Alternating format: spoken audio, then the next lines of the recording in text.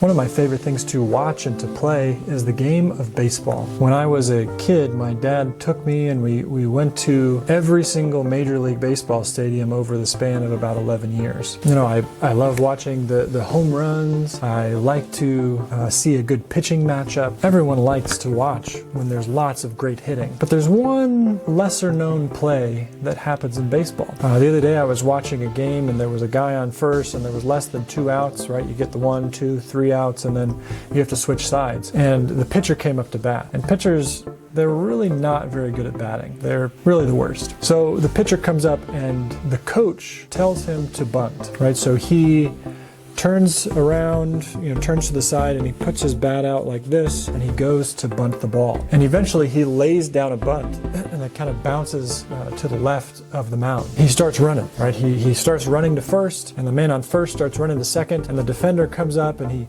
picks up the ball and he looks at second and sees that he can't get the out at second. So he throws a perfect strike over the first baseman. So the pitcher is out. So he goes back to the dugout. And as he goes in, every single one of his teammates are giving him a high five. His coaches are high-fiving him. His teammates are high-fiving him. They're pumped about what he just did. Most people may be like, hey, all he did was bunt. Like, he didn't hit a home run. He didn't get a single. He didn't even get on base. He got out. But here's the name of the play. It's called a sacrifice bunt. So he's laying down his out. He's sacrificing his at bat for the team. Because now that person who was on first is 90 feet closer from scoring when they make it back home. Right? So the pitcher lays down his out. He sacrifices his out in order to put somebody into scoring position. So here's what I'm proposing for us today. I think that Jesus laid down the world's most beautiful, most exquisite, most powerful sacrifice bunt in history. Right? So Jesus, who is God, became human. He became like you and me. Who would do that? Who does that? Who wants to become human? Jesus becomes human. He was like us in every single way. He was tempted, except that he didn't sin. So Jesus is there at home. He comes up to bat. We're standing there over at first base. He squares around and he bunts, right? Because Jesus wouldn't force us into choosing him, force us into having a relationship with him. But he is going to move us into scoring position. He gets up and he lays down the bunt and the devil's kind of running in, right? The enemy team, and he picks up the ball and he looks at second, realizes that he can't get humanity out. He looks over at first and throws a strike over to first. Jesus is out, right? He died on the cross for you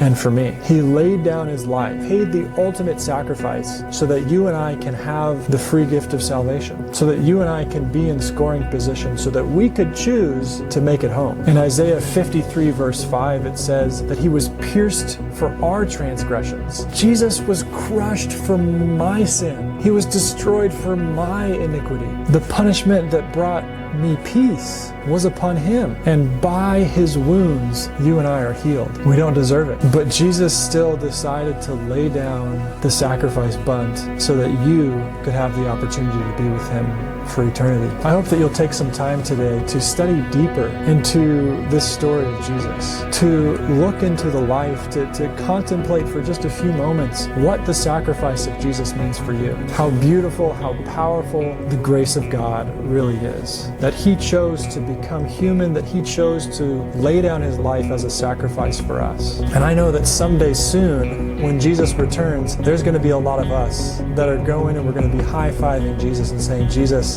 that was the most beautiful sacrifice in all of the universe. Thank you for sacrificing your life for us, Jesus.